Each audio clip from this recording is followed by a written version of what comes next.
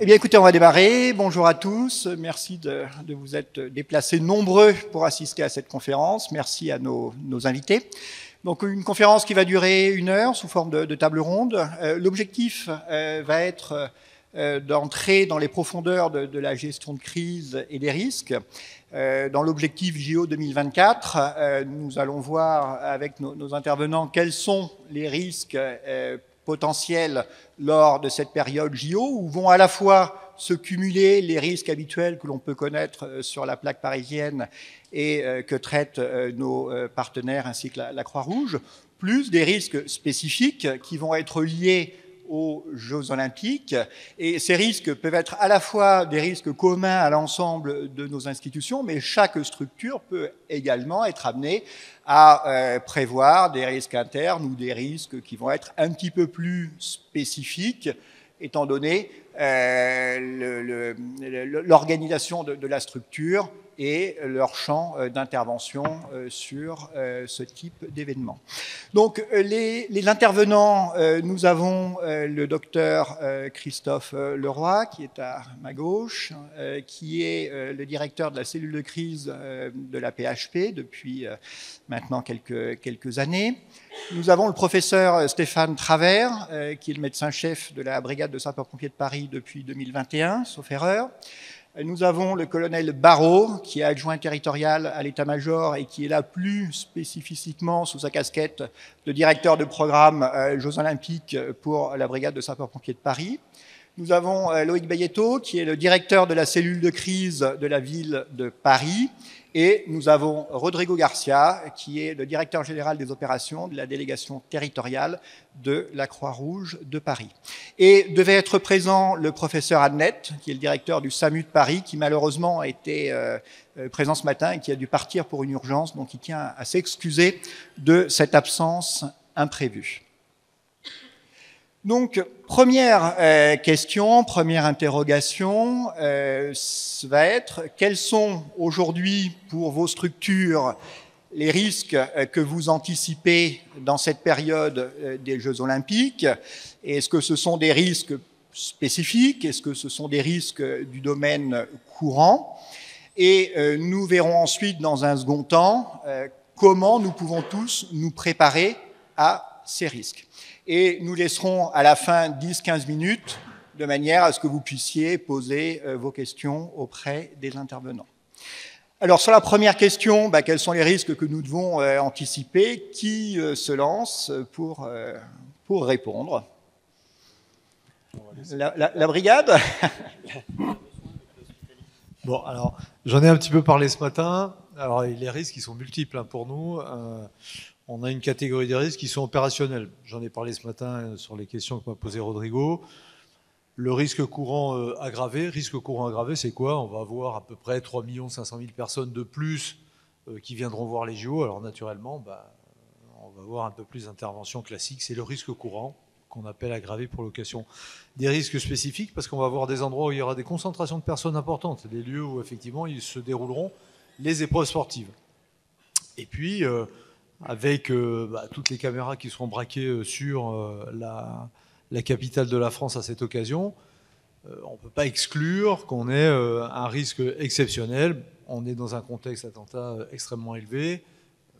Pour quelqu'un qui voudrait marquer l'opinion, les JO lui constituent effectivement une période peut-être propice pour quelqu'un qui aurait de mauvaises intentions. Bon voilà, sans en parler plus que ça, ce que je veux dire, c'est que c'est à peu près ces 3 risques-là.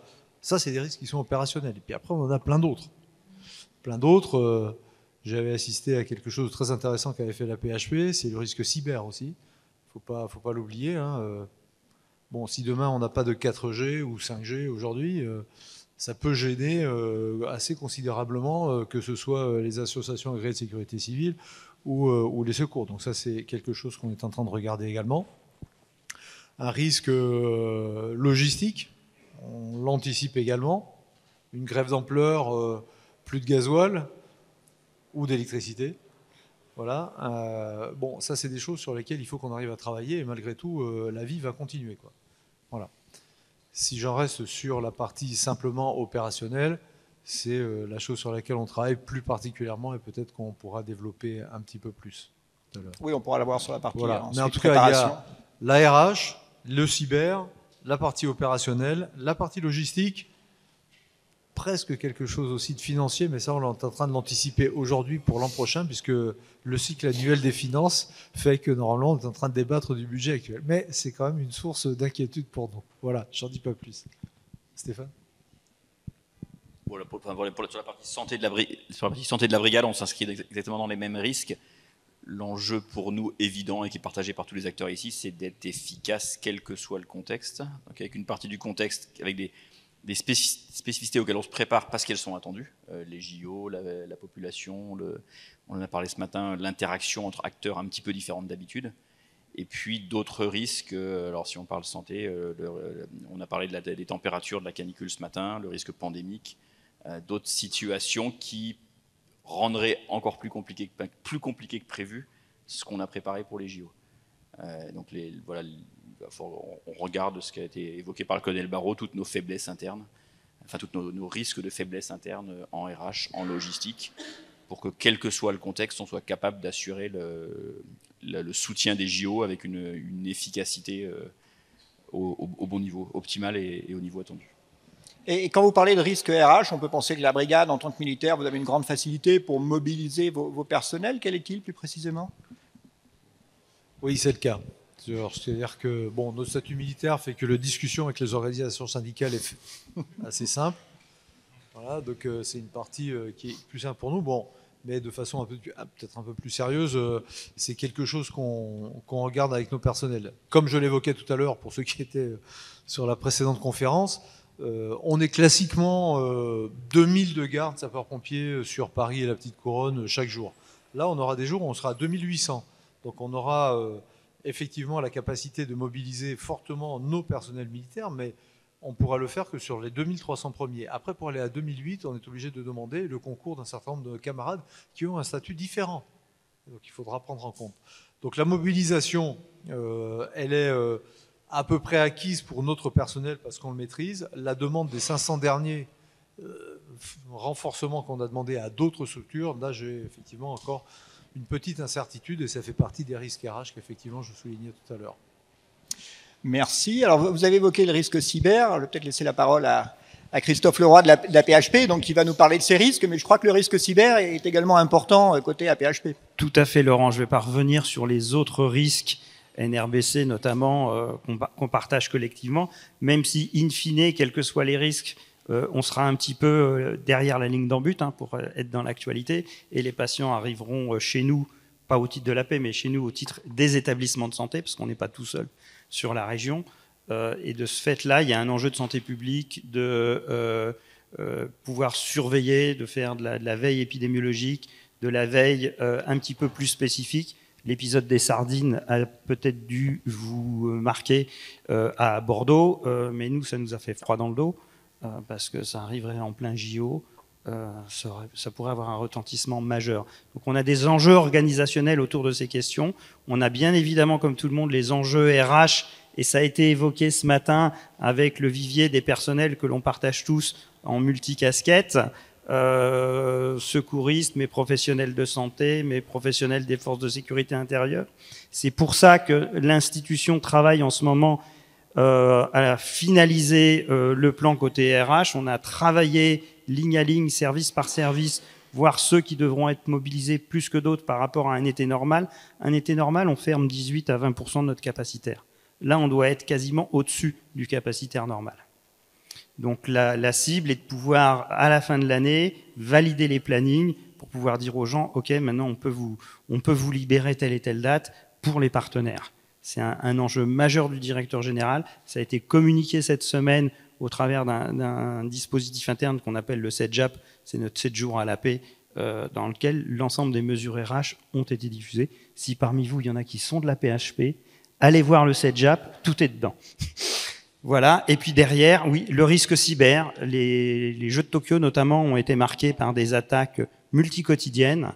C'est un enjeu majeur. Notre région a été largement impactée l'année dernière sur le CHSF, sur Versailles, mais il y a eu aussi d'autres établissements un petit peu plus petits qui ont été impactés.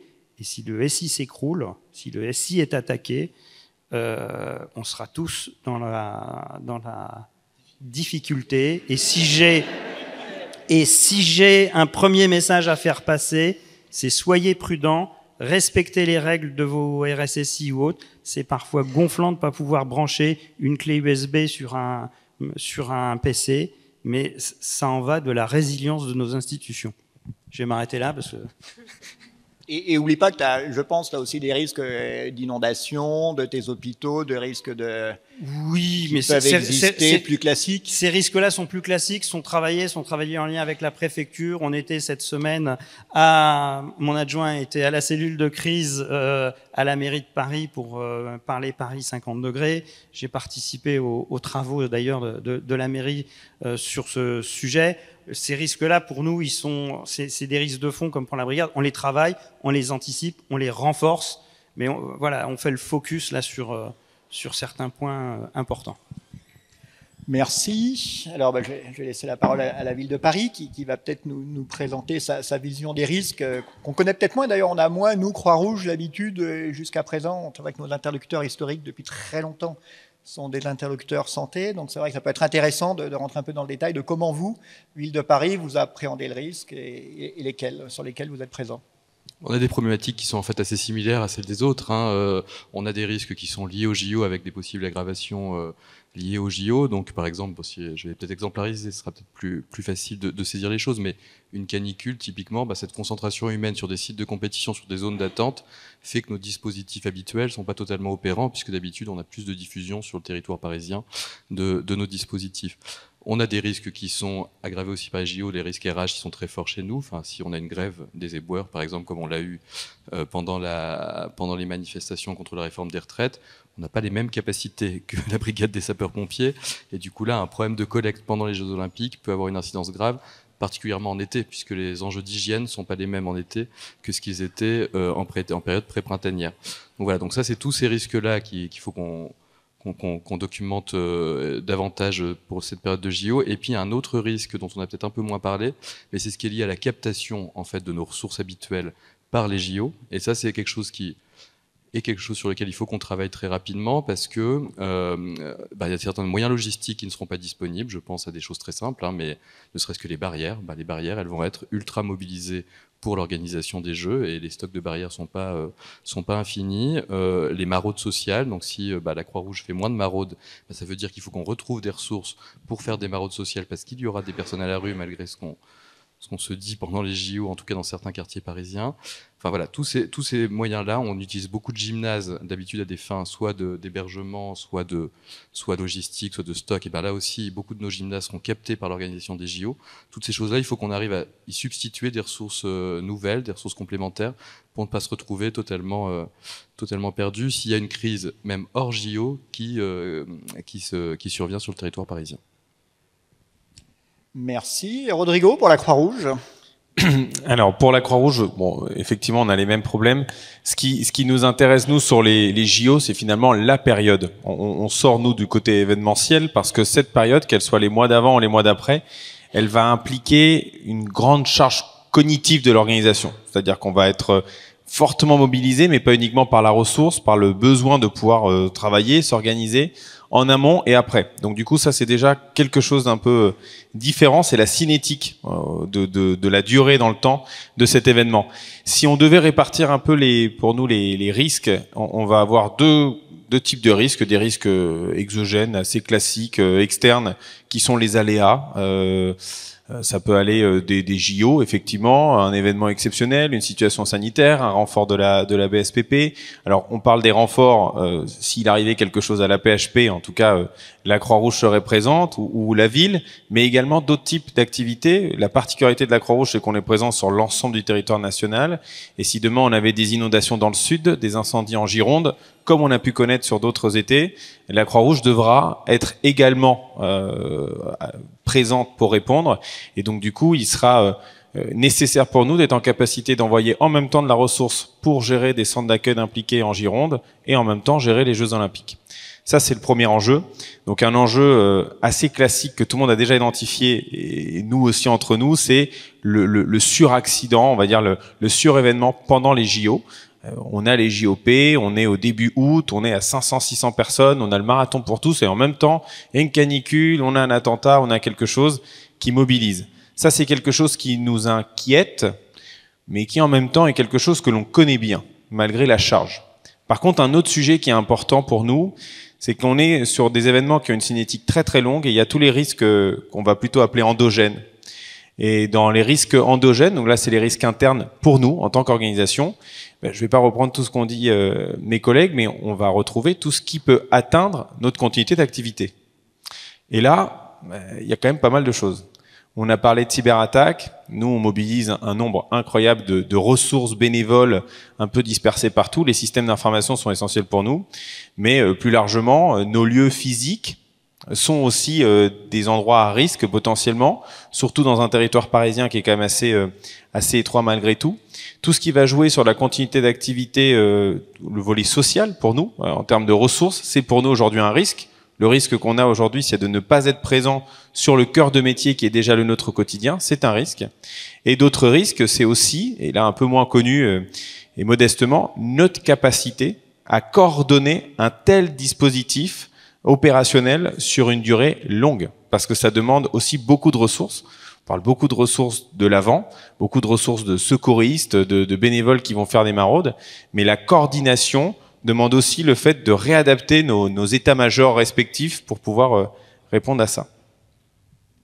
Merci. Alors c'est très inquiétant parce que vous exprimez beaucoup de risques qui sont à la fois avec des origines humaines, sociétales, naturelles, technologiques, liées à nos organisations. Donc ensuite, la question c'est comment on peut se préparer à la fois collectivement à gérer l'impact de la survenance de ces risques. Donc dans vos organisations, qu'est-ce que vous mettez en place et comment vous travaillez également dans le cadre du partenariat pour au mieux limiter l'impact de la survenance de ce risque sur les Jeux Olympiques. Qui ose répondre pour commencer? Ouais, alors on a parlé beaucoup de risques parce que c'était la question. Donc c'est quels étaient les risques. Alors c'est pour ça qu'on a parlé beaucoup de risques, mais on s'y prépare également. Donc il y a dans toutes les organisations, Rodrigo l'évoquait à l'instant, ce qu'on appelle des PCA, des plans de continuité d'activité. Je pense que dans toutes les boîtes c'est déjà fait. Mais ça c'est le risque courant, celui qu'on connaît d'habitude. C'est l'inondation effectivement, c'est la coupure, c'est la grève, c'est le manque de carburant. C'est normalement tout ça c'est déjà listé. Puis hop, on n'a plus qu'à sortir comment dirais-je, la fiche réflexe qui va avec et la mettre en œuvre. Ça veut dire qu'en amont, on a planifié la réponse. Pour les JO, en fait, nous, on a fait exactement la même chose. Je vous ai parlé tout à l'heure des risques, si on prend la partie opérationnelle pour illustrer. Voilà, on en a 3, le risque courant aggravé, le risque spécifique, le risque exceptionnel. Bon, pour répondre à ça, on a planifié une réponse qui est basée, comme tout bon militaire, sur les principes de la guerre de Foch, que tout le monde connaît, bien sûr. La concentration des efforts, l'économie d'efforts, c'est la liberté d'action. Alors, pour donner cet exemple-là, l'économie des forces, c'est quoi? C'est-à-dire que on va renforcer un petit peu notre réponse et notre réponse opérationnelle du quotidien, et on la traitera uniquement avec ces moyens-là. C'est-à-dire que sur les 2800 personnes dont je vous ai parlé tout à l'heure, on va en dédier 2200 à cette réponse-là, et il n'y en aura pas un de plus. Économie des forces. Concentration des efforts. Sur les sites de compétition, on détachera des moyens spécifiques. Voilà, pour si jamais il y a survenu quelque chose, si le DPS est dépassé par exemple, hop, on est déjà en mesure de venir l'appuyer. Concentration des efforts. Et ensuite, l'imprévu, comment est-ce qu'on le gère? C'est qu'on garde une liberté d'action, c'est une partie des forces, celles qui sont entre 2006 et 2008. Celles-ci, on va les geler, on va les garder dans notre main pour faire face à un événement majeur si tout le reste des moyens est déjà engagé. Donc voilà. Pour répondre à la question simplement, une première partie où on fait une analyse et une réponse opérationnelle, enfin une analyse du risque, on met en face une réponse opérationnelle, celle que j'ai dite, on planifie sur toutes les séquences, la partie opérationnelle, la partie RH, la partie logistique, la partie cyber, et puis on essaye de gagner, d'avoir une réponse qui se fonde sur ces 3 principes-là, une réponse dédiée, et puis une liberté d'action, c'est-à-dire des moyens qui sont préservés dans la main de celui qui aura à décider au dernier moment et qui, en fonction de la situation, pourra orienter le mieux possible. Parce que La première réponse, comme je vous l'ai dit, elle est très militaire. Hein, sur les trois là, sur les trois principes de la guerre, on a aussi un autre adage au sein des armées, c'est que le premier mort à la guerre, c'est le plan. Donc c'est très bien de faire des plans, mais le plan, il s'adapte pas forcément à la situation. Donc on fait un plan, ça permet d'avoir une première réponse. On garde une liberté d'action pour pouvoir varianter dans un deuxième temps. Merci. Et comment s'intègre le service de santé de la brigade, justement, dans ce plan? Alors, si je témoigne dans la partie santé de cette préparation de la brigade, donc il y a tout un travail de planification qui a commencé il y a bientôt 2 ans maintenant, qui se fait progressivement sur les 2 dernières années, avec des échéances et avec un tableau avec des lignes d'opération par composante. Donc, vu par la partie santé, il y a ce dont on a besoin de la part des autres. Les aspects logistiques qui ne sont pas dans ma main, les aspects carburant, hébergement, formation, finance. Donc il y a tout ce dont on a besoin des autres, on avance avec les autres en vérifiant que nos besoins santé sont couverts. Et puis il y a tout ce pourquoi les autres auront besoin de nous, le soutien santé des renforts, la capacité à monter en puissance sur le plan médical au sein de nos plans de secours, l'interaction avec les autres services, tout ce qu'on peut lister. Et donc on avance au fur et à mesure comme ça en termes de préparation, sans revenir sur les principes de la guerre ou sur la capacité à gérer l'imprévu et l'incertitude. Ce qui est important pour nous, un des choix qu'on a fait notamment, c'est qu'on va, nous, comme pour la partie santé de la brigade, comme vous tous, on va monter en puissance nos effectifs. Et on a une grosse attention à ce que les renforts s'intègrent parfaitement dans nos plans. C'est-à-dire que la vision de l'imprévu, c'est d'avoir une organisation au sein du service et en interservice qui permet de faire face à ce qu'on n'a pas prévu. En revanche, ça repose, et on le sait très bien si je prends la crise aiguë, sur les réactions des premiers intervenants. Donc je m'explique, le médecin qui vient renforcer, ou le VSAV qui vient renforcer, ou le VPSP qui est là ce jour-là, c'est la réaction des toutes premières équipes qui permet de dimensionner la crise ensuite. Donc il faut être bien sûr que toutes nos équipes sont complètement moulées sur les fondamentaux du métier, le rôle de la première équipe secouriste, le rôle de la première équipe médicale, le rôle du premier médecin régulateur. Donc on a vraiment fait un gros effort de formation de nos réservistes, de formation de nos nouveaux arrivants, pour que pendant les JO, alors même que les effectifs ont augmenté, les fondamentaux soient maîtrisés par tout le monde. Et quand tu parles d'évolution d'effectifs, là on a vu 2200 hommes plutôt sur la partie opérationnelle, quelques centaines en soutien en cas d'opération particulière, c'est un doublement de l'effectif, ça représente à peu près? À peu près, alors suivant les jours, on s'est aligné exactement sur la réponse brigade avec des niveaux de risque en fonction des périodes. Alors sans parler de la cérémonie d'ouverture, les autres jours on est entre 20 et 60% d'effectifs supplémentaires pour les équipes médicales.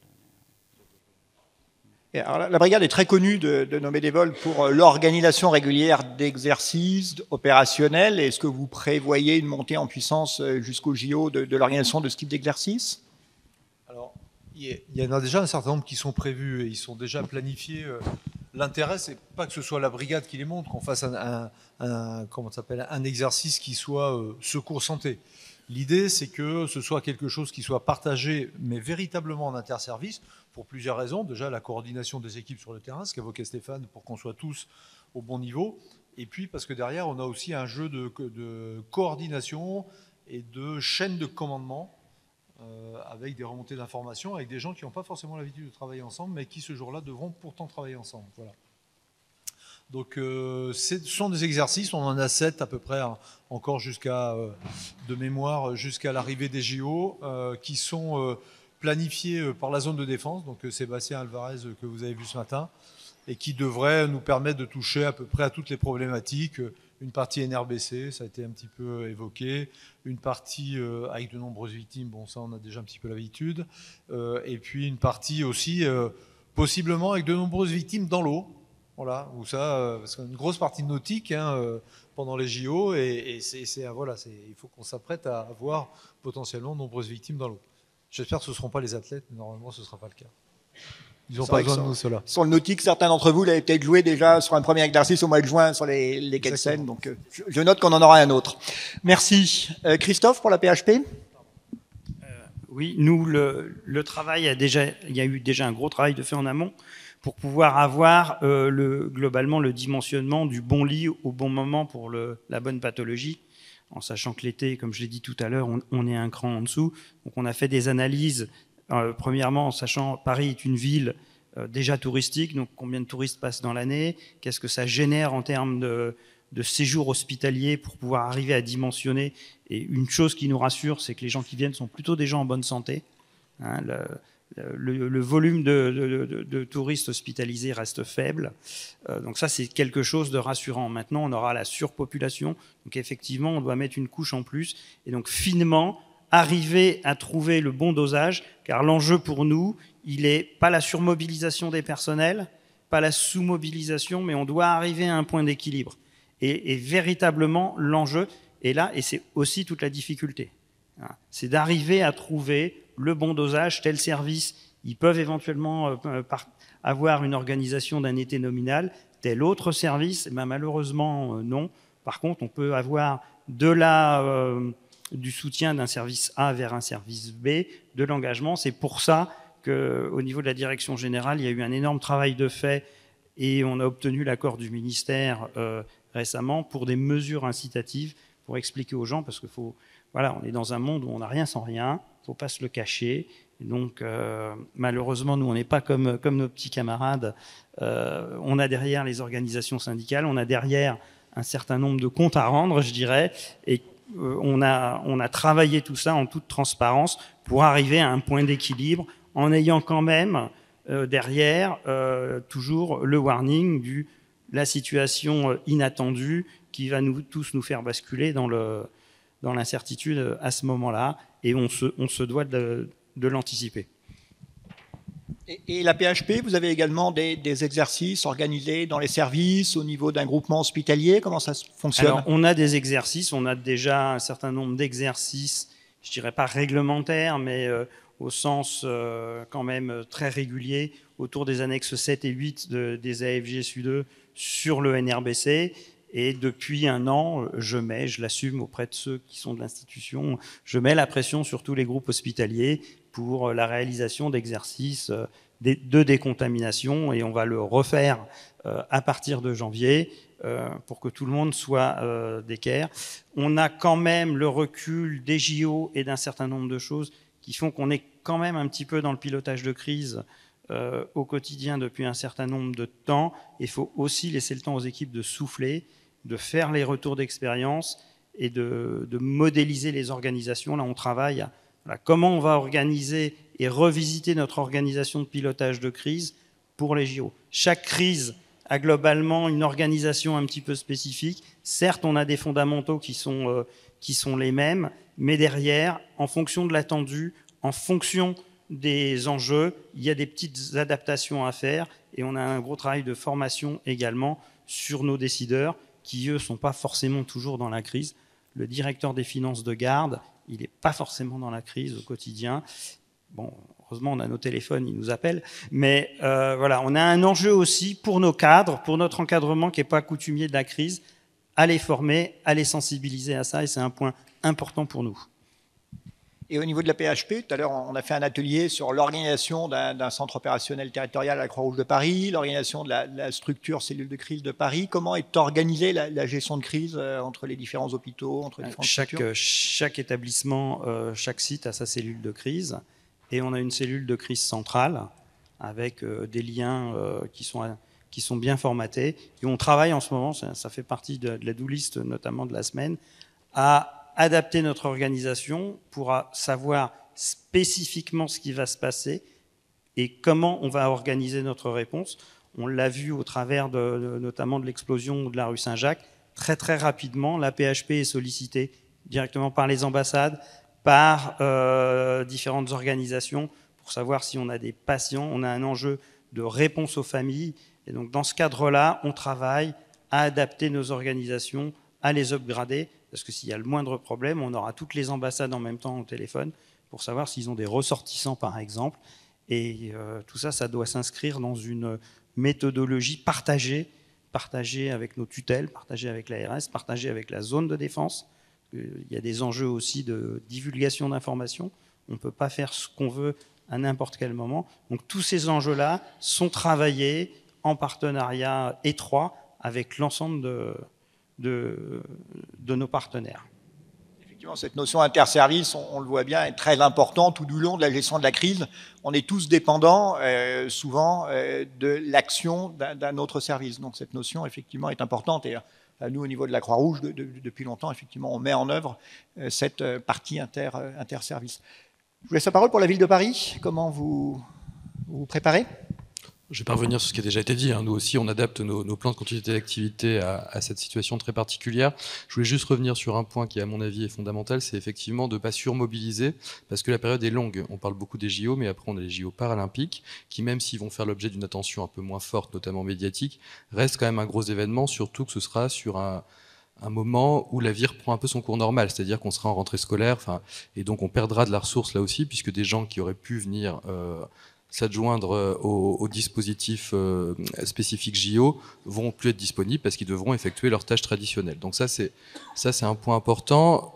On ne reste pas à périmètre constant, c'est un autre point, c'est que on ne se contente pas des effectifs de la ville, c'est-à-dire qu'on a passé des marchés, on externalise certaines choses, on a des partenariats sur certains aspects, et puis on a aussi beaucoup de bénévoles, même si on en a moins que l'État, on a quand même fait un appel important au bénévolat pour la période spécifiquement des JO, qui seront notamment chargés d'un accueil de proximité et qui seront aussi pour nous des agents de remontée d'informations du terrain. Donc ça, c'est des points importants. Et puis, on a mis en place une structure un peu ad hoc de commandement, c'est-à-dire qu'on n'est pas tout à fait sur la même organisation qu'habituellement. On aura un Paris Operations Center, puisque les acronymes anglais sont très à la mode dans le monde des JO, qui sera dédié au suivi des Jeux et qui, à un moment donné, s'il y a une crise qui est localisée et qui n'est pas spécifiquement liée au JO, pourra s'en débarrasser et le faire passer sur un mode de crise plus traditionnel. Si on a une explosion comme celle de la rue de Saint-Jacques, pour parler d'un accident plutôt que d'un attentat, pour changer un peu, c'est pas le Paris Operations Center qui s'en occupera, c'est la structure de crise traditionnelle qui pourra prendre le relais, ce qui permet de garder des moyens en permanence concentrés sur les Jeux Olympiques sans déshabiller ce process très particulier. Merci. Alors, nous avons maintenant une bonne vision de comment nos partenaires se préparent. Donc, la question, c'est comment nous, Croix-Rouge, comment vous, en tant que bénévole, vous allez être amenés à participer, côté Croix-Rouge, à cette préparation. Alors, déjà, un premier élément qu'il est important de mettre en avant, c'est qu'on est, nous, à la Croix-Rouge, sur un paradigme un peu différent des autres institutions. Même si on est là tout le temps présent sur le territoire, notre capacité de réponse n'est pas constante de 24 heures sur 24. La réalité, quand on mobilise des bénévoles, c'est qu'en septembre, la capacité de mobilisation peut être différente. Notre réponse à la crise ne s'articule pas de la même manière à 2 heures du matin qu'à un lundi à midi. Donc du coup, forcément, c'est déjà une complexité à prendre en compte, parce que là, quand on parle de continuité d'activité, oui, on sait faire un marathon, oui, on sait faire 600 ou même des centaines et des centaines d'interventions. Enchaîner des marathons les uns après les autres tous les jours, c'est une autre quantité d'activité. Avoir une chute de nos systèmes d'information le jour où on a le marathon, c'est embêtant, on va passer 3 heures dans la douleur. Avoir une chute de nos systèmes d'information alors qu'on est en train de gérer 6 sites, qu'on a des communications à faire, qu'on a potentiellement d'autres crises qui se rajoutent, et en même temps des choses à prévoir pour le jour d'après, c'est une autre mécanique qui en tout cas sur laquelle on se prépare. Ça, c'est le premier changement de paradigme. Le deuxième, la deuxième évolution, le deuxième paradigme qui est différent pour nous, vous parlez de planification. Alors, nous aussi, on travaille sur cette planification. En ce moment, on est en train de mettre à jour notamment notre planification autour de ce qu'on appelle en interne notre plan Aramis, donc autour de l'afflux massif de victimes, le plan Amavi. Mais la Croix-Rouge est une organisation généraliste, humanitaire, sur lequel finalement, lorsqu'on parle de crise, qui sont très clairement définis pour certains des acteurs autour de la table. Nous, on intervient aussi bien sur des crises humanitaires que sur des incendies, que sur des attentats, que sur. Donc du coup, la planification, on en arrive vite à des limites, parce que si on commençait à planifier l'ensemble des aléas ou de crises sur lesquelles on pourrait être concerné, ça serait tout de suite un peu plus compliqué. Donc un autre angle qui est adopté par la Croix-Rouge, c'est plutôt dans la même logique que vous sur ce risque de sur-régime, surtout sur un temps long, plutôt de voir comment on planifie, on anticipe notre capacité à pouvoir répondre à de l'imprévu et à pouvoir répondre à une charge importante de sollicitation. Même si après certaines sollicitations, on les anticipe. C'est-à-dire que pour nous, l'enjeu majeur à la Croix-Rouge est de renforcer finalement, entre autres, nos bases arrières à tous les niveaux, pour être en capacité de, en plus de gérer ce qu'on est en train de gérer de manière courante, pouvoir gérer ce qui va venir d'imprévu, ou en mobilisant un répertoire de réponses qui est déjà fait, ou alors, comme on l'a déjà vécu collectivement avec des Covid ou d'autres, ou la crise ukrainienne plus récemment, est en capacité d'organiser une réponse qui vient se rajouter au JO.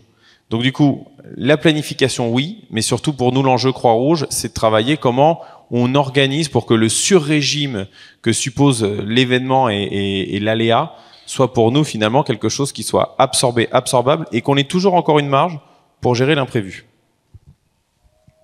Et côté Croix-Rouge, c'est vrai qu'on a des activités plutôt urgence secourisme, des activités gérées par la direction de l'action sociale.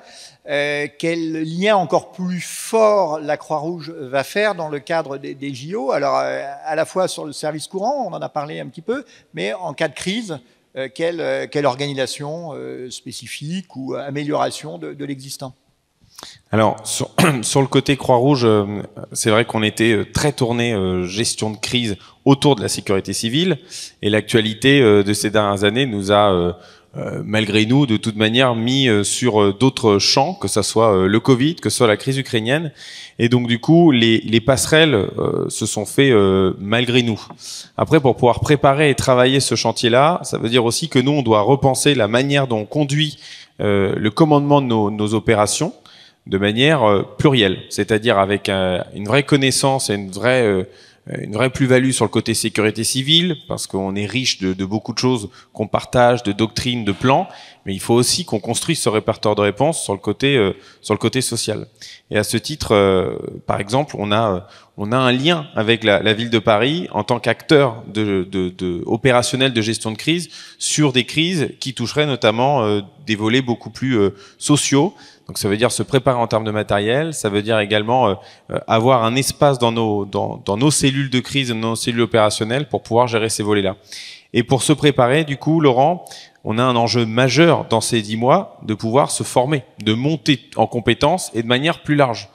On a besoin de revoir nous aussi le périmètre de décision, comment nous on travaille notre encadrement, surtout que la Croix-Rouge et un agrément, l'agrément C, qui du coup nous permet d'encadrer des populations.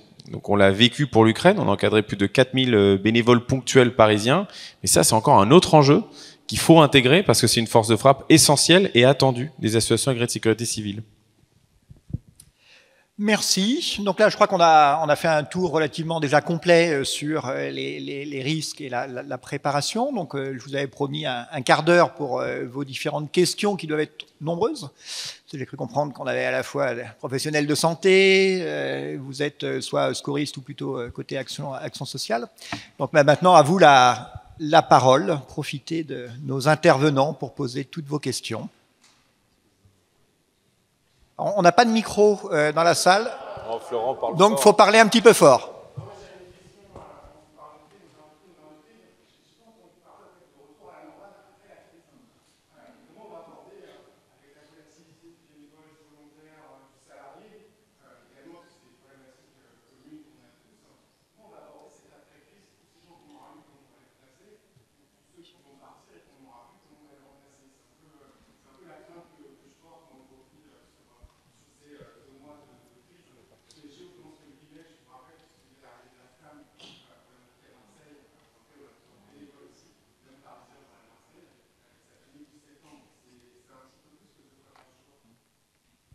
Alors c'est vrai qu'accompagner le retour à la normale peut concerner certains partenaires. La Croix-Rouge, Rodrigo, déjà, je te laisse. Bon, merci Florent pour cette question dont tu as déjà des éléments de réponse, mais peut-être pour partager avec tout le monde, l'enjeu majeur, et là pour nous Croix-Rouge, c'est peut-être de définir ce qu'on entend par le mot crise.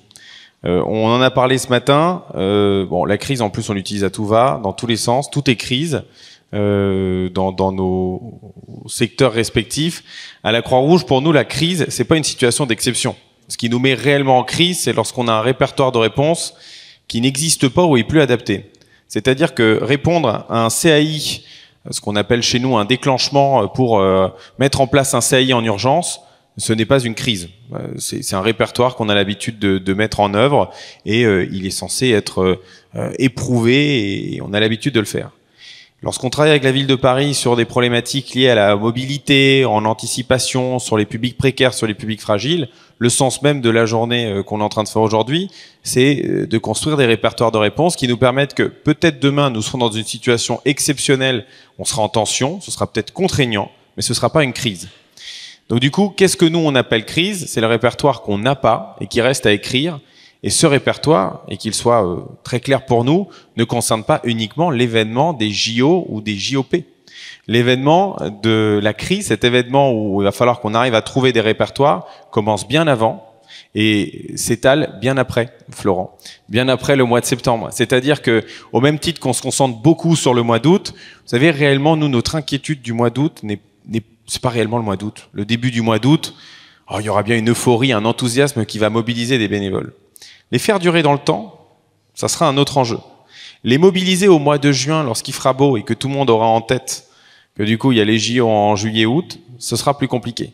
Mobiliser des bénévoles qui partent en vacances avant ou après, et bon, comme dans d'autres institutions, ça sera un enjeu. Le mois de mai, juin s'annonce déjà extrêmement énergivore, mais également l'après. C'est-à-dire que dans notre plan, dans notre besoin de planifier, le mois d'octobre, novembre, décembre, ce qu'on appelle petit à petit dans notre jargon le retour à la normale, avec un épuisement certain de nos viviers, en tout cas de certaines personnes, il faut qu'on l'anticipe, il faut qu'on essaie au maximum de l'atténuer, et on a des choses à construire sur la manière dont on accompagne nos équipes avant, pendant, pour surtout en avoir après. J'espère avoir répondu, Florent, partiellement à ta question. Alors, sur le retour à la normale, on peut peut-être prendre l'exemple aussi, je pense à la PHP qui se prépare à des crises cyber et vous avez une vision d'autres attaques sur des hôpitaux qui ne sont pas forcément à PHP. Est-ce que tu as quelques retours sur les difficultés, par exemple, de retour à la normale suite à une crise cyber telle que le milieu hospitalier au sens large a pu connaître? Alors, je dirais que la crise cyber, c'est la pire de toutes, puisque sur une attaque cyber, un hôpital met un an globalement à retrouver une situation nominale. Il y a une première phase de 8 jours où c'est le collapsus total, l'effondrement. Après, il y a une phase, je dirais, on est au camping mais il pleut, hein, qui est compliquée, qui va durer au minimum 3 semaines, 1 mois. Et puis après, en fonction de la typologie de l'attaque, de sa profondeur, on pourra reconstruire des SI, mais globalement, il faut 1 an pour revenir à la normale. Donc, je ne suis pas certain que ce soit la moins anxiogène pour l'ensemble des gens qui soient là, c'est comme exemple. Ce qui est clair, c'est que le véritable enjeu collectif, il est effectivement de savoir, quand on parle de crise, quand on parle de situation normale un petit peu tendue, et la vraie crise, c'est quand on bascule d'une situation complexe à un océan d'incertitude. Et là, ça se complique effectivement. Donc tout l'enjeu, il est collectivement de construire la bonne adaptation de nos organisations. Et c'est ce que je disais tout à l'heure. On a fait, nous, un peu de dentelle dans nos services pour savoir comment on allait pouvoir mobiliser sans surmobiliser, tout en ayant une certaine marge de sécurité. J'aime bien les mathématiques, donc ça a fait de jolies équations. Néanmoins, l'enjeu, il est là pour que derrière, on n'arrive pas à l'automne, avec la bronchiolite qui arrivera, avec d'autres situations, à des équipes qui soient complètement rincées et que le système s'écroule a posteriori. L'enjeu sociétal, il est également là, et c'est dans ce contexte-là qu'on construit notre réponse pour qu'elle soit agile et efficace. Merci. Côté brigade Côté brigade, on a à peu près la même chose, c'est-à-dire que nous, effectivement, on va avoir un effort très important pendant la période JO-JOP, comme tout le monde, et donc ça veut dire qu'en amont et en aval, la vie continue. De toute façon, il faudra qu'on réponde à l'activité opérationnelle du quotidien. En revanche, la réponse opérationnelle qu'on met chaque jour en ligne n'est pas toujours la même. Clairement, on a beaucoup moins de sollicitations pendant les périodes scolaires. Paris se vide un petit peu. Et donc là, il faut qu'on arrive à garder un petit peu de potentiel humain pour le préserver à l'occasion des JOP. Alors, donc en amont, en aval. Donc ça, c'est quelque chose qu'on a déjà bien planifié pour l'année 2024. Voilà. On a également des efforts de formation qui seront faits en amont des JOP, c'est-à-dire que pendant la période des JO, globalement, on arrêtera quasiment la formation pour se concentrer uniquement là-dessus, qu'on reprendra pour après. Ce qui veut dire qu'il ne faut pas non plus traîner ensuite une dette de formation posteriori, enfin en aval des Jeux Olympiques. Donc ça, toute cette partie d'organisation interne a été faite. Et puis ensuite, j'ai juste le petit sujet financier sur lequel il faut que je regarde pour pas traîner la dette non plus financière qui soit derrière. Voilà. Mais là, il y a une planification financière également qui est mise en place et qui aujourd'hui est plutôt sereine. Voilà. Donc nous, on répond par la planif encore une fois. Laurent, pour revenir sur ce sujet et notamment faire le lien avec ce que disait Florent, pour bien préparer la crise, au-delà de la planification, et c'est aussi ce qui nous réunit aujourd'hui, il faut qu'on ait une vision très pragmatique de la chose. Si on romance le sujet, si on se contente de l'euphorie collective de l'événement pour se dire ça va bien se passer parce que ça se passe toujours bien, on va droit dans le mur. La crise, elle commence, si on veut vraiment parler de crise, la crise, elle commence maintenant. Pourquoi on fait un événement 10 mois avant? Bon, c'est sûr que c'est pas pour perdre tout le monde dans 2 mois. Tout le monde part en vacances, c'était génial ce samedi, puis on n'a plus personne l'été prochain. Pour se préparer à la crise, c'est un effort collectif. Et dans le collectif, ça veut dire qu'il faut qu'on change nos grilles de lecture. On a du travail à faire collectivement. On a parlé ce matin de simplification peut-être parfois, d'intercoordination, que ce soit avec entre nous, que ce soit avec la DGS-CGC, peut-être remettre à jour certains sujets, revoir avec une nouvelle grille de lecture la manière dont on travaille. Ça veut aussi dire que pour pouvoir être prêt en l'été prochain et pour pouvoir préparer la suite, il faut surtout qu'on commence dès maintenant. Alors il y a des choses qui sont déjà faites, notamment en termes de planification, mais ça veut dire que nous tous, et là je sais qu'il y a une partie considérable des personnes qui sont là, qui sont de la Croix-Rouge, on a besoin de commencer à se préparer dès maintenant pour occuper des fonctions demain qui seront différentes. Différentes parce que nos grilles de profil, de compétences doivent évoluer pour pouvoir répondre à cette situation qui est encore différente de ce qu'on a vécu jusqu'à maintenant. Et surtout dans le but, non pas juste de pallier et de passer le mois de juillet-août, qu'on comprenne tous que notre objectif à nous en tant qu'organisation, ce n'est pas juillet-août. Notre objectif dans notre organisation, c'est 2025. Et pour arriver à 2025, il faut passer 2024. Il faut qu'on ait un coup d'avance. Donc c'est-à-dire que la question qu'on doit se poser, nous, c'est comment on veut travailler ensemble, comment on veut capitaliser aussi dans la manière dont on gère les crises, dont on travaille entre acteurs.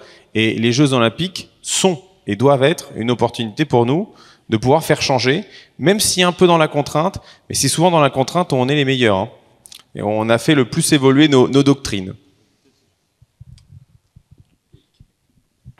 Oui, du coup, c'est là qu'on reboucle un peu sur la question que vous posiez. Hein, c'est que dans la contrainte, on est très bon, on arrive à se mobiliser sans trop de mal, et c'est les suites qu'il faut programmer. Donc, un gros travail que nous, on est en train de mener sur notamment la manière de planifier les congés pour que les gens les prennent pas tous au même moment et que tout le monde soit pas là, à contrario, pendant les JO et qu'il n'y ait plus personne en septembre. C'est aussi de dire qu'il y a encore des besoins à partir de là, et donc de pas sous-estimer, de pas surtout d'évaluer le travail qui est fait hors JO, parce qu'il compte aussi. Et donc ça, c'est un gros travail à faire, parce que cet enthousiasme dont on parlait, il peut aussi être un peu contre-productif, c'est-à-dire qu'on n'a pas trop de difficultés à mobiliser en août, et beaucoup plus ensuite, on peut pas avoir toute la ville qui est en vacances en septembre, donc c'est évidemment pas possible. Donc il faut aussi qu'on arrive à mettre en place et notamment les mécanismes de valorisation dont vous parliez tout à l'heure, il faut pas qu'ils s'arrêtent à ces 15 jours, il faut qu'ils soient plus liés à des missions qui se prolongent ensuite sur une phase plus longue. Merci. Moi, j'ai une petite question. Je vous entends tous parler de ce que vous mettez en œuvre pour mobiliser des ressources supplémentaires pour pouvoir pallier à des gestions de crise éventuellement. Alors, dans un monde salarié, c'est bien. Effectivement, vous pouvez inciter les gens à ne pas prendre leur congé, etc. Dans un monde bénévole, j'ai un peu plus de doutes sur la capacité à mobiliser les gens. Déjà parce que les gens ont des activités professionnelles. Que d'habitude, quand on se mobilise plutôt sur nos temps libres, donc les week-ends, et pas en plein milieu de semaine, et que la crise, elle arrive quand elle arrive. Elle peut arriver la nuit, elle peut arriver en semaine. Et comment on fait pour mobiliser les gens qui ont un emploi et qui seraient de bonne volonté pour aider, et dont on peut avoir besoin, parce qu'on va déjà mobiliser 900 bénévoles jour, quelque chose comme ça, ce que j'ai entendu. Donc là, en cas de crise, il faut mobiliser encore plus. Comment on fait pour les mobiliser, ceux-là? Quels sont les relations, les leviers peut-être législatifs qui sont mis en œuvre avec les entreprises pour aller mobiliser des ressources? Alors, déjà merci pour la question. c'est un sujet qui est compliqué, hein, on en parlait ce matin, c'est la tension de notre capacité, mais elle nous invite aussi à réfléchir différemment. C'est-à-dire que lorsqu'on parle de crise, est-ce qu'il va falloir mobiliser plus de ressources? Ça semble être une évidence. Si à chaque fois qu'on vient rajouter quelque chose à l'échiquier, on dit il faut rajouter plus de ressources, eh bien si on revient aux mathématiques du docteur Leroy, à un moment ou à un autre, on va plus y arriver. Parce que les ressources, même si on les développe, elles ont une limite. Donc il va peut-être falloir repenser, si on a une crise, et d'ailleurs là je regarde de manière assez... je suis assez convaincu que ce qu'on va surtout faire, c'est réorganiser nos dispositifs. Au même titre qu'on parlait d'un minimum, la situation va impliquer parfois d'avoir un répertoire qui va s'adapter. Et donc du coup, si on parlait de 600 bénévoles qui sont sur des dispositifs de secours, on a une intelligence collective et heureusement une coordination qui nous permettra que si demain on a une autre crise qui vient se rajouter, on repriorise nos ressources en conséquence des événements. Maintenant, sur la mobilisation de nos bénévoles, c'est l'enjeu de tous les jours. C'est même pas l'enjeu des Jeux Olympiques. C'est l'enjeu de tous les jours. Et c'est assez fascinant de voir que finalement, on pourrait se dire que mobiliser du bénévole, c'est ce qu'il y a de plus compliqué, parce qu'il a un travail, parce qu'il n'a pas de salaire. Et je suis sûr que, je me tourne vers vous, il est incroyable de voir à quel point on arrive à mobiliser des bénévoles là où on n'arrive pas à mobiliser parfois des salariés sur d'autres crises. Et là, il y a une complémentarité extrêmement intéressante à faire. Le Covid, on a réussi à mobiliser énormément de monde. Bon, là, vous allez me dire, oui, mais on était confinés. Certes, mais du coup, on avait une autre notion qui était la peur, qu'on n'avait pas lorsqu'on parle d'autres types d'événements. Bon, on a mobilisé. L'Ukraine. L'Ukraine est un dispositif qui a engagé un nombre incroyable de bénévoles de la Croix-Rouge. On a été sur 170 jours d'engagement avec plus de 5000 bénévoles. Des bénévoles qui ont un travail. Mais pas que. C'est là aussi où on a d'autres formes d'engagement à travailler. Alors comment on les travaille? On les travaille en mobilisant le bénévole tel qu'on le conçoit, c'est-à-dire le bénévole qui du lundi au vendredi travaille et s'engage volontairement le soir et en week-end. Mais on mobilise aussi des étudiants qui ont des plannings qui sont beaucoup plus souples. On va mobiliser des établissements dans le cadre de la Croix-Rouge, des établissements, des étudiants en soins infirmiers qui du coup vont pouvoir être mobilisés dans le cadre de leurs études et en même temps essayer de valoriser cet engagement dans le cadre de leur crédit ECTS pour leur diplôme.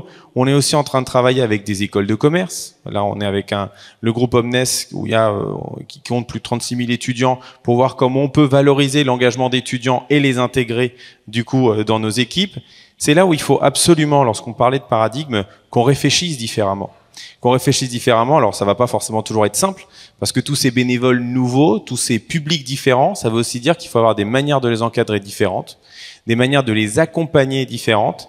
Mais notre enjeu, il est surtout de faire évoluer la manière dont on conçoit l'engagement au sens large, que ce soit le bénévole classique qui travaille, que ce soit nos étudiants, nos salariés, parce qu'on est quand même fort de plus de 14 000 salariés à la Croix-Rouge française, donc je pense qu'on a de quoi faire. Donc c'est là où il faut qu'on arrive à réfléchir la manière dont on engage, on mobilise, et on arrive à travailler entre nous les uns les autres. Il y a une complémentarité à faire sur laquelle on n'est pas encore, on n'a pas encore finalisé tout ce travail-là, mais il y a un enjeu fort dans les prochains mois. Et sur les aspects liés contractuels, je vous invite à aller au stand engagement, parce qu'en fait, il y a quand même déjà pas mal de solutions qui existent par rapport aux entreprises. Vous avez des solutions liées au mécénat de compétences. Alors le mécénat de compétences, il y a un enjeu dans la vie de tous les jours, mais beaucoup d'entreprises sont très sensibles au fait de sentir que leurs salariés sont engagés lors des Jeux Olympiques, et donc du coup vous avez des facilités, que ça soit à travers le mécénat, que ça soit à travers de la mise à disposition. Ça c'est un autre format qui peut être contractuel, et on a également la plateforme Vendredi qui permet aux entreprises de laisser leurs collaborateurs faire 1, 2 ou plusieurs journées dans le cadre d'une association qui contribue, eux, à leur démarche RSE, et en même temps, ça permet aux bénévoles de continuer à être payés. Donc il y a pas mal de solutions, il y en a d'autres qui sont en train de se développer, on en a parlé ce matin, de valorisation, parce que la valorisation, elle passe aussi par la facilité qu'on donne aux personnes qui souhaitent s'engager à pouvoir le faire. Mais je vous invite à aller au stand, il y a déjà pas mal de choses, et j'espère que dans les mois qui viennent, on va continuer à en développer d'autres. Et pour compléter, sur les crises aiguës, on a déjà, dans le Code de sécurité intérieure, repris par le Code du travail, des mesures législatives qui permettent aux entreprises de libérer un salarié sur des événements particuliers. Donc ça, c'est des mesures, on doit aussi, nous, Croix-Rouge, communiquer évidemment plus largement. J'ai vu une question.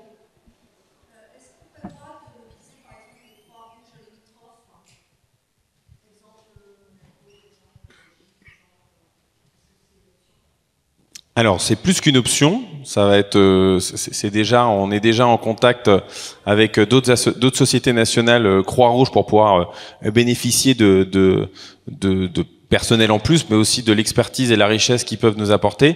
Après, on a quand même sur certains sujets quelques limites liées à nos règlements de sécurité civile. Si déjà parfois il est complexe de faire valider des diplômes entre eux dans le système français, imaginez lorsque là d'un coup on va expliquer à la DGSCGC qu'on voudrait prendre les diplômes belges, allemands, espagnols, ou qu'on va dire du coup à la BSPP, ben, c'est secouristes, ils sont secouristes mais ils ont un diplôme italien. Donc ça nous apporte quelques limites, mais en tout cas, on travaille déjà avec d'autres sociétés nationales et on compte déjà sur elles, surtout que certaines ont des retours d'expérience à nous faire par rapport à cette période et à cet événement.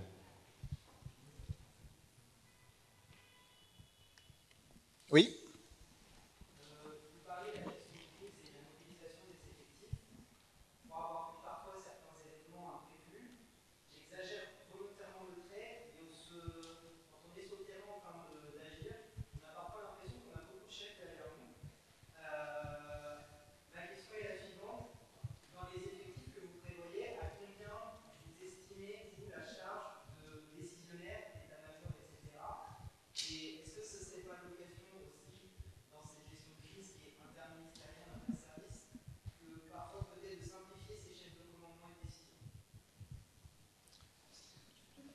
Je vais commencer par la Croix-Rouge, mais après je vais me retourner vers la... C'est bien, les questions sont de plus en plus au fur et à mesure de la journée. Alors, en termes de ratio, merci Rémi pour cette question, parce que souvent, en plus, on en parle peu. On parle beaucoup, j'entends tout le monde me dire, oui, il faut 600 personnes pour couvrir les postes de secours côté associatif. Oui. Sur la partie arrière, si vous prenez par exemple, là je vais parler vraiment associatif, hein, mais le Covid, on était sur 90 personnes qui étaient en base arrière. Alors, il n'y avait pas que des chefs, je te rassure Rémi, même si on aime beaucoup avoir des responsabilités dans le monde associatif, mais en tout cas, c'est quand même un ratio important, et je laisserai après nos collègues de la brigade nous parler de l'importance de l'arrière par rapport à l'avant. Et la simplification, si on prend sur le côté commandement et organisation, pas plus tard que la semaine dernière, ou cette semaine, je ne sais plus quelle journée, entre la semaine dernière et cette semaine, on travaille sur de nouveaux formats d'exercices, que ce soit avec la ville de Paris, avec la zone de défense, et les nouveaux formats ne sont pas qu'autour des exercices, mais aussi autour de la manière dont travaille notre commandement. Notre coordination, on commence à travailler avec la cellule de crise de la ville de Paris pour pouvoir être plus fluide aussi dans nos mouvements et dans nos façons de travailler, et également du coup au niveau de la zone de défense qui maintenant la logique est d'avoir un acteur interassociatif qui sera représenté dans l'équivalent d'un COD parisien, mais de deux zones, et qui permettra aussi qu'on ait peut-être moins d'échelons et qu'on soit plus agile sur le terrain. Également, par rapport à la brigade, et pour celles et ceux qui ne le sauraient pas, il est maintenant pour nous assez automatique, et on a renforcé cette doctrine depuis quelques mois maintenant. Dès qu'on a une crise, d'abord on appelle le CO à Champéret pour savoir quelle est la volonté de Champéret sur le fait qu'on intervienne ou pas et qu'on puisse se mettre à disposition. Et également, on travaille le fait d'envoyer des agents de liaison aux différents sites et notamment à Champéret pour pouvoir encore une fois gagner en agilité. Et ça rejoint encore une fois la montée en compétences. Et un petit détail, parce que Florent m'a fait signe de le rappeler, on parlait d'effectifs, on parlait de 600 personnes par jour mobilisées. Bon, ces chiffres, ils changent tout le temps, attention, hein. On n'est pas sur 600 tous les jours constamment. Et sachez que c'est pas souvent les 600 qui vont nous poser souci, c'est souvent le jour où il y en aura que 25 à mobiliser, où là tout le monde se sera dit non mais ce jour-là il n'y avait pas grand-chose à faire. Parce que ça on en a aussi une certaine habitude. Lorsque vous réunissez l'ensemble du groupement, on est à plus de 25 000 secouristes. Donc si on prend des ratios, vous voyez sur l'aspect purement théorique, 25 000 pour 600, on s'en sort pas trop mal. Donc l'enjeu c'est surtout de mobiliser et de pouvoir mobiliser déjà ce qu'on a même en interne. Et avec tous les leviers dont on a déjà parlé. Donc du coup, peut-être la brigade sur ce volet-là. Peut-être que monsieur évoquait, pour ceux qui ont lu Tintin, l'armée du San Teodoros, où il y avait plus de colonels que de caporaux, il y avait plus de gens qui donnaient des ordres que des gens qui les exécutaient. Donc effectivement, ça posait un certain nombre de soucis. Donc, trêve de plaisanterie, il y a deux choses sur lesquelles on est en train de travailler. On parlait tout à l'heure des tensions RH. Et la partie commandement est extrêmement importante. Donc on a, je dirais de façon schématique, deux niveaux de commandement. Un commandement tactique, celui qui va être sur le terrain, qui va conduire. Là, on a une organisation qui est posée, celle-là, on ne la changera pas. C'est pas maintenant qu'on va changer nos manières de faire, donc ça change pas. Et je suis pas sûr qu'on ait tant de chefs que ça, finalement, tactique. Le deuxième sujet, c'est la chaîne de commandement au-dessus et de la coordination. Et ça, c'est un travail qu'on est en train de faire. Il va y avoir ce qu'ils appellent des VSCC, enfin sur les sites les sites des JO, les sites où il y aura les compétitions sportives, des postes de commandement qu'il faudra armer. S'il faut armer tous les postes de commandement avec 1, 2 ou 3 personnes, c'est extrêmement sollicitant en termes de RH. Premier élément. Deuxième élément, on a, ça c'est l'échelon du VSCC local. Et puis après, il y a des échelons de synthèse au-dessus. Zonaux, nationaux, voire internationaux pour la partie CE. Là encore, il va falloir mettre du monde. Encore des chefs qui vont parler avec des radios, tout ça. Donc effectivement, en termes de coordination d'ensemble, c'est pas toujours facile, hein. Plus il y a de PC, moins c'est facile à coordonner. Et puis surtout, c'est extrêmement lourd en termes de RH pour pouvoir armer tout ça. Donc c'est un sujet qu'on est en train de conduire là, avec la zone de défense, qui est pas facile pour savoir où est-ce qu'on est présent et où est-ce qu'on n'est pas présent. Si on vous demande d'avoir 2 ou 3 personnes dans le PC alors qu'on en a 16 qui sont activées, ben vous avez une cinquantaine de personnes qui sont déjà prises rien que pour ça. Ça, c'est quand même lourd hein, au quotidien. Voilà. Donc, c'est des sujets sur lesquels on est en train de travailler. On apportera une réponse la plus pragmatique possible, voilà, et de sorte que les PC soient les moins armés possibles et qu'on ait du monde sur le terrain. Et Rémi, un complément, malgré les apparences, à la Croix-Rouge, mais de manière générale dans le cadre associatif, on n'a pas trop de chefs. On en manque. Mais on manque surtout d'encadrement intermédiaire. Ça, c'est un vrai point sur lequel il faut qu'on travaille. L'encadrement intermédiaire, parce que on parle de chefs qui vont coordonner des dispositifs, mais au vu de tout ce besoin de coordination, les encadrants, on va en avoir besoin sur des volumétries bien plus importantes qu'à l'accoutumée. Donc on a un enjeu aussi de pouvoir faire monter en compétences, mais aussi de former des cadres intermédiaires qui vont pouvoir assurer des fonctions d'encadrement de proximité, d'autant plus lorsqu'on est sur un dispositif aussi grand, où on ne pourra pas centraliser à un point central tout en haut la gestion du bénévole, la gestion de l'incident opérationnel. Il va nous falloir des degrés de liberté, vous en parliez avant, et ces degrés de liberté ils seront incarnés par l'encadrement intermédiaire. Eh bien, écoutez, merci à tous. L'heure est passée. Donc, merci pour vos éclairages qui nous permettent, j'espère, de mieux comprendre quels sont les risques sur lesquels nous pouvons être attendus, nous, Croix-Rouge, comment nous préparer. Et je pense que vous avez compris le message également en interne, qui est de dire, notre préparation, elle a déjà commencé, mais elle va continuer, elle va s'amplifier.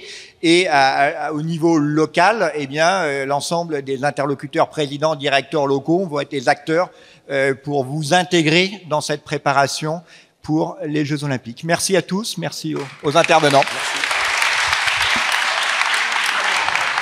D'ailleurs,